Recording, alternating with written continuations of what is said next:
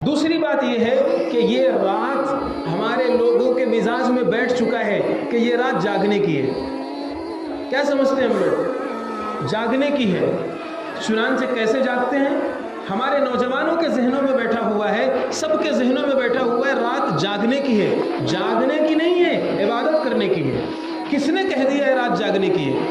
چنانچہ ہمارے ذہنوں میں یہ بیٹھ گیا بس رات جاگنا ہے. اب کوئی نکڑوں پر بیٹھ کر جاگ رہا ہے، کوئی روڈ میں گھوم کر جاگ رہا ہے، کوئی بائک چلا کر جاگ رہا ہے، کوئی ادھر ادھر گھوم کر جاگ رہا ہے، کوئی پٹاخے پھوڑ کر جاگ رہا ہے، کوئی ٹائر جلا کر جاگ رہا ہے، کوئی اوباشی کر کے جاگ رہا ہے. جاگنے کے لیے کوئی چائے کی دکان پر جاگ رہا ہے، کوئی پارٹی کر کے جاگ رہا ہے. یہ جاگنا ہے؟ رات جاگنے کی کس نے کہا آپ سے؟ کہیں بھی قرآن و حدیث میں یہ لفظ نہیں ہے کہ رات جاگنے کی ہے. رات کے بارے میں دو لفظ استعمال ہوئے ہیں، احیاء اللیل، قیام اللیل. رات کو زندہ کرنے کی رات ہے، رات کھڑے ہونے کی رات ہے. اپنے رب کے سامنے کھڑے رہو، یہ رات کا مقصد ہے. اپنی سوئی ہوئی رات جو تمہاری مردہ ہو رہی تھی، اسے عبادت کے ذریعے سے، تلاوت کے ذریعے سے، ذکر کے ذریعے سے، راز و نیاز کے ذریعے سے، مناجات